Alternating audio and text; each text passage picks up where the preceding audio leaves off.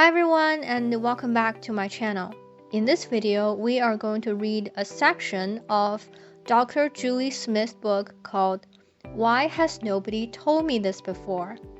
And today we are going to discover how do you make yourself do something when you don't feel like it.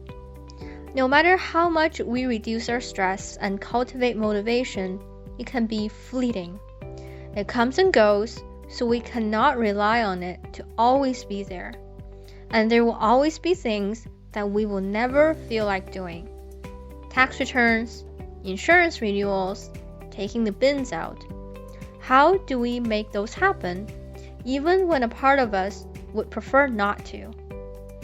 Feelings are often accompanied by urges. Those urges are suggestions, nudges, persuasions, telling us to try this or that, to relieve the discomfort that we feel, or to seek the reward that we anticipate. While those urges can be powerful, we don't have to do what they say. The skill of acting opposite to an urge, to instead choose a behavior that is more in line with where you want to go, is a key skill that people learn in therapy. The opposite action skill is the deliberate attempt to make an action that is opposite of what the emotion is telling you to do. This is especially helpful when your coping strategies tend to cause you harm. Mindfulness is a key component of this skill. Paying attention to our experience and the thoughts, emotions, and urges that come with it allows us to pause for just long enough to make an informed, sometimes pre-planned decision about what to do next. This means we can act based on our values rather than our emotions. The best strategy for motivation is to take motivation out of the equation. There are things we do every day, whether we feel like it or not. For example, in the morning, you don't ask yourself whether you have the motivation to clean your teeth. It's just something you do. It's a habit so well practiced that you don't need to think about it anymore. You just do it. The reason for that is because it has been a non-negotiable part of your daily routine for most of your life. Imagine your brain is like a jungle. For every action that you take, the brain has to make connections or pathways between different areas. When you repeat an action on a regular basis over a long period of time, like cleaning your teeth, those pathways become well-trodden and established. Those smooth, wide paths become easier to access so that your brain can do much of that action without you having to consciously think too much about it. But when you start something new, you have to carve out a fresh path, sometimes from scratch. That takes huge amounts of conscious effort. And if you don't use that path often enough, it will always be effortful. Anytime that you're under stress, your brain will automatically choose the easiest route, which is the path well trodden. But if you can repeat that new behavior as often as you can for enough times, then a new habit is established and becomes easier to use when you most need it. Here are a few tips on how to establish a new habit. Make the new behavior as easy as possible to do, especially in moments when you might not feel like taking action. Set up your environment in a way that supports your new change of behavior. In the early stages of the change, you cannot rely on habit. Make clear plans and set reminders if necessary. Add in a mix of short-term and long-term rewards. internal rewards work better than external ones, so we don't need trophies as much as we need that internal celebration and acknowledgement that we are on the right track. Get clarity on why you are making this change and why it matters so much to you. Establish this change as part of your identity. Over the years, psychology research has challenged the idea that success is all down to innate talents and has shown that grit, and in particular perseverance, play a vital role in our ability to succeed. But how do we achieve the kind of stamina that we need to be able to persevere even in the face of setbacks? Something that many people learn the hard way is that it doesn't mean just continuing to drive forward until you burn out. When we are working on long-term goals and making changes that we want to maintain, we have to learn to counterbalance the stress of effort with the replenishment of rest. We don't need to be always working or always feeling energized and refreshed. We need to be able to listen to the body and step back from effort so that we are ready to drive forward once again. Just as elite athletes may nap in between training sessions and professional singers rest their voices by going for days without speaking, we need to recognize that regular rest and replenishment is critical if we want to persevere at anything for the long haul. But not all breaks are equal.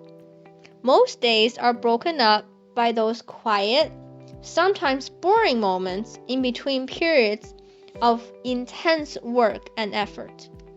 But if we use those in-between moments to clear emails, scroll through social media, or get a few things done, the body and brain will not be returning to a rest state to recharge.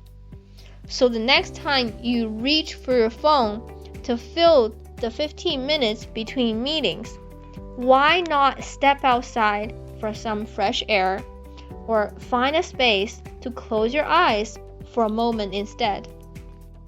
We also need to make use of small rewards as we work on big goals. When we break down big challenges into smaller tasks and reward ourselves for reaching those milestones, we get the benefits of small dopamine hits along the way. Dopamine not only gives us a little buzz that feels rewarding, it also drives us to look ahead to the next milestone and motivates us to keep driving forward. It enables us to imagine how we might feel once we accomplish the challenge faced, and triggers desire and enthusiasm. So building in those small rewards along the way helps to refuel your desire for the end goal and your capacity to persevere. Let's say you are trying to run further than you ever have. When you start to feel tired, you tell yourself you are just going to get to the end of this road. When you do, you mentally give yourself a pat on the back for achieving it. You see it as a sign that you are on the right track. This internal reward to yourself gives you a dopamine release. This is suppressing the noradrenaline that causes you to give up. As a result, you get an extra boost to keep going for a bit longer. This is not the same as positive self-talk. You focus on a small, specific goal, and the accomplishment of it means you are heading in the direction of your ultimate goal.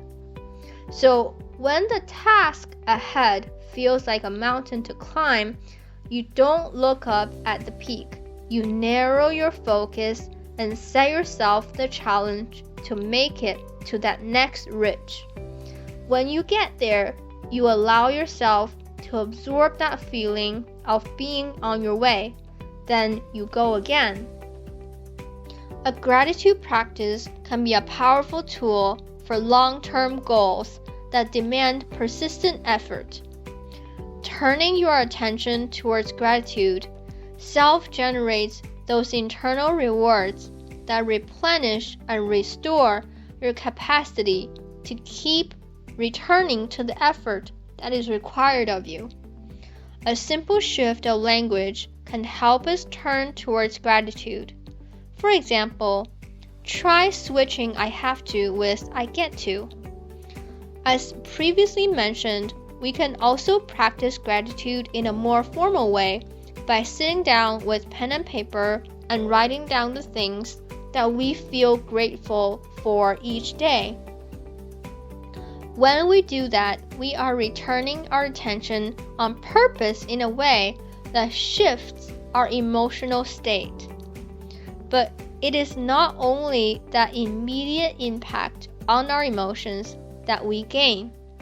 When we practice gratitude on a regular basis, we are repeating an action. As described previously, the more we repeat an action, the easier it becomes for the brain to do it with less effort in the future, almost like a mental muscle. Putting the reps in each day makes it much easier to think in a helpful way when we might need to in the future.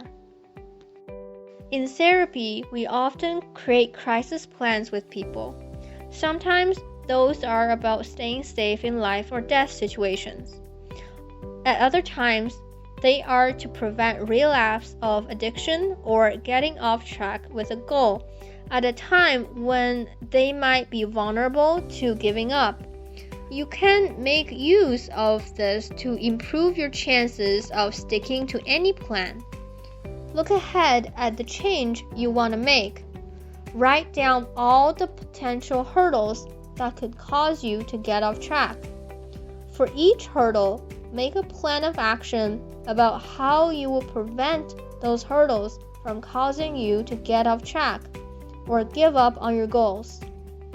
Engineer the situation in advance to make acting in line with your values and goals as easy as possible, and sabotaging those goals based on emotional urges as difficult as possible.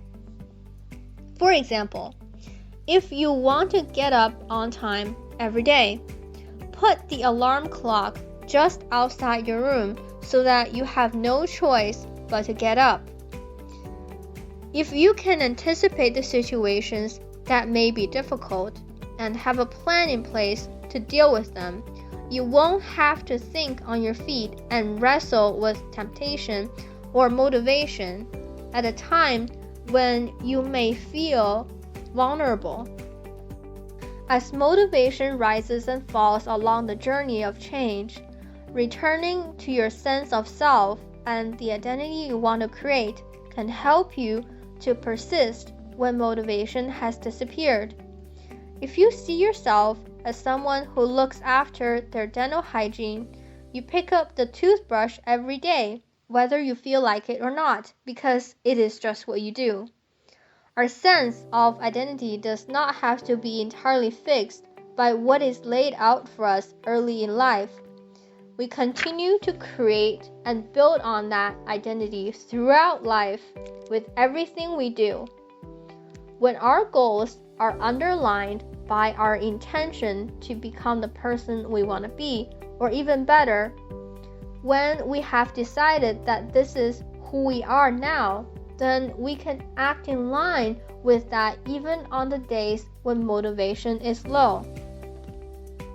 Spend time imagining your future. When we create a vivid image of ourselves in the future, the easier it becomes to make choices in the here and now that will benefit your future. Think about yourself at a point in the future and how you might feel about the choices you have made. what you said yes to and what you said no to. How will those choices have affected your life? Which of your choices and actions do you think you will be most proud of? When you reach that time in the future, what will you be focusing on? How will you feel about your past self when looking back? Dialectical behavior therapy is a psychological therapy that helps people to find safe ways to manage intense emotions. But the skills taught in DBT can be useful in many aspects of life, including those days when we are trying to stay on track with our goals, but we don't feel motivated. Here is one of those skills. While it is helpful to consider the future that we do want, it is also helpful to look at the future we don't want. In therapy, some people spend time exploring in detail the pros and cons of both staying the same and working hard on change. You can use the table of pros and cons to try for yourself. It pays to spend time being honest with yourself about the true extent of the cost of things remaining as they are, while change inevitably has disadvantages. We may have to tolerate distress and endure discomfort in our efforts. They may be outweighed by the price we pay for staying as we are. This can be a valuable exercise to come back to when we start to feel like giving up on a positive life change, or we get off track. Building on your identity with intention takes some thought and conscious effort. Try sitting down with pen and paper to write out some answers to these questions. Better still, use a journal and keep coming back to your responses whenever you're working on a life change. What is the larger overall change that I am trying to make? Why is this change so important to me? What kind of person do I want to be as I face this challenge? How could I approach this challenge in a way that would make me feel proud when I look back on this period of my time, regardless of the outcome? What are those smaller goals that I need to achieve along the way? How would I like to face those days when motivation is low? Am I listening to my body and what it needs?